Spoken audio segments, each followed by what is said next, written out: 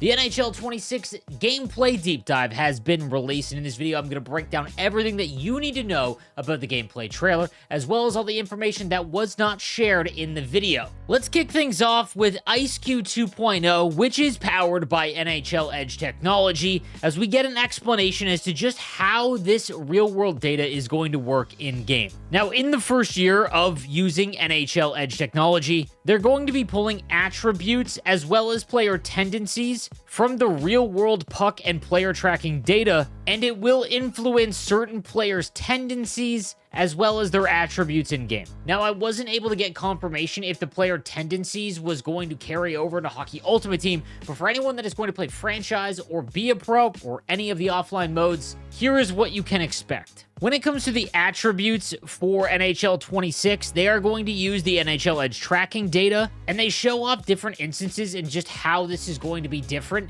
in the trailer. Now, in this instance here, you can see using the NHL Edge player tracking data, Austin Matthews has a top wrist shot speed of 90.56 miles per hour, going up against Anthony Beauvillier with 80.74 miles per hour on his wrist shot. And they show frame by frame in-game just how impactful that is. But by far the biggest in-game upgrade that you're going to see is certain players will have different tendencies when they're on the ice. For example, Leon Draisaitl and his goal line shot. You're going to see Leon Draisaitl try and get open and actively try and go for that goal line shot. Nathan MacKinnon leading with physicality on his zone entry and holding onto the puck as he cycles in the offensive zone. And then obviously Alex Ovechkin, where he staples his cheeks to the face-off circle, hammering home one-tires relentlessly. You're going to find that those players in-game are going to actively look for those types of plays. Now, at launch, there are 22 unique tendencies, and they influence both on the puck and off the puck behavior, which will include things like zone entries, reaction timing, defensive spacing, and shooting habits. EA goes on to state that if you're playing against someone like Bedard or Crosby,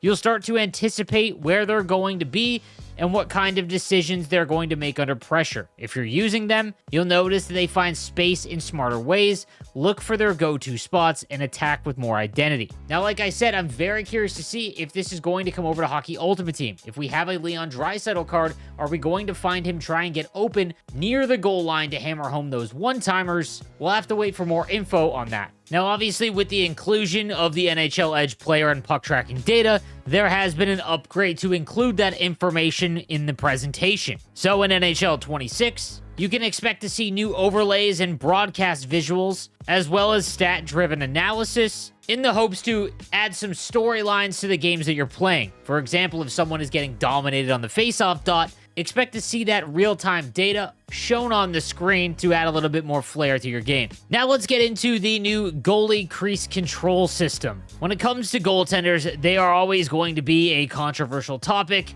because no matter the game and no matter the overhaul, there always seems to be a big issue with goaltenders. But NHL 26 hopes to add some substantial upgrades to the goalies. Now, in the trailer, it goes on to state that they've added 80 new brand new save animations. I gotta be honest, they say that every single year. However, they did show off some important examples of just how these new changes are going to operate. One of the improvements is what they're calling real-time responsiveness. Now, in past games, when a goalie would get caught out of position or making a desperation save, they would get locked into that save state, meaning that they would stay down on the ground until you were able to get the puck back. In NHL 26, they're actually able to break out of that animation and immediately respond to a new threat. So if a puck changes direction or a rebound lands in front, they no longer have to finish the original save before reacting to another one. Now, one of the other things they're attempting to solve with goaltenders in-game is that their goalie positioning is now tied to the player's size and style. So, for example, smaller, aggressive goalies like UC Saros,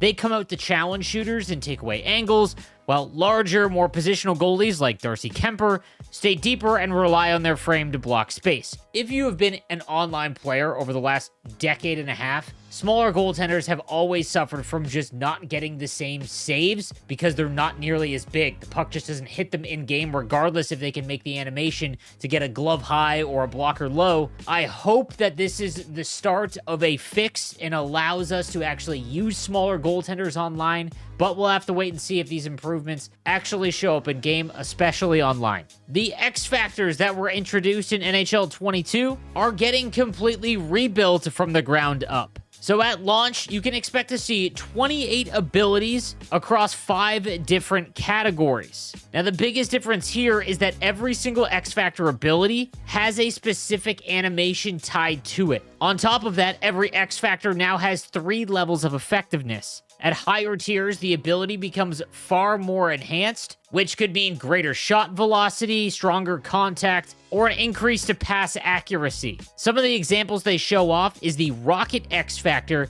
which now powers up slap shots, affects trajectory, and adds visual impact, and even introduces a chance to stun goalies based on timing and velocity. My personal take is that every X Factor looks to have some sort of impactfulness to the game. My concern is that goalies getting stunned based on having the Rocket X Factor could lead to some really broken stuff from a gameplay perspective. Again, we're not really going to know until we get our hands on the game with the entire player base. Now, another example of this is a successful deke with the Ankle Breaker X Factor. It can now cause increased panic turns on opposing defenders. So if you're able to pull off a windmill deke or something quick, you might actually trigger a stumble animation on that defender who's unable to turn around quickly enough, and you could just walk right in. It looks like they are no longer going to be passive boosts, which means that there is going to have to be a situation in which they are actually triggered. Again, not just giving you an attribute boost, but have some sort of animation tied to it. And then lastly, some pretty substantial gameplay improvements based on community feedback from NHL 25. First up is vision control. In NHL 25, if you played the game online, one of the bigger glitches that you could perform was a backskate while holding the puck control down the boards, which gave you a speed boost that looked completely abnormal. In NHL 26,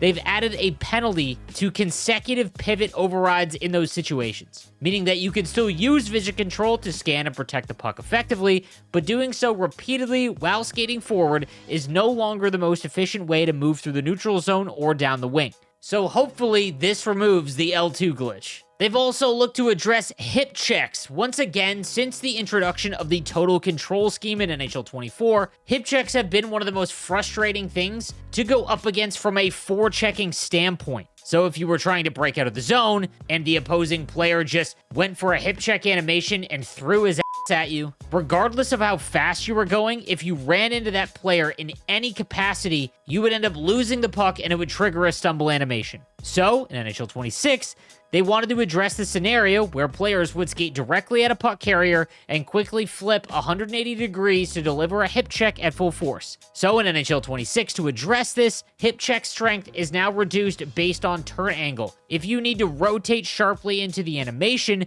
the check becomes less effective. Hopefully, this will encourage better alignment and more realistic use of body positioning. And then lastly, reverse hit rebalancing. In NHL 25, the reverse hit was out of control in my opinion. Regardless of size, speed, or any sort of attribute, if you just hit X or A when someone was running at you, regardless if you had control of the puck, you could knock them over completely and essentially retain possession of the puck. But in NHL 26, reverse hits have been retuned to give size and strength a more consistent impact on outcomes. Larger players now have a clear advantage when absorbing contact and redirecting force through reverse hit, which helps reinforce physical identity and the role. Smaller skaters can still use reverse hit situationally, but they will no longer be able to consistently win collisions against bigger players by default. This change creates more believable outcomes and rewards smarter timing instead of purely relying on animation triggers. Now, outside of addressing the unscreened D2D one-timers that were rampant in NHL 25,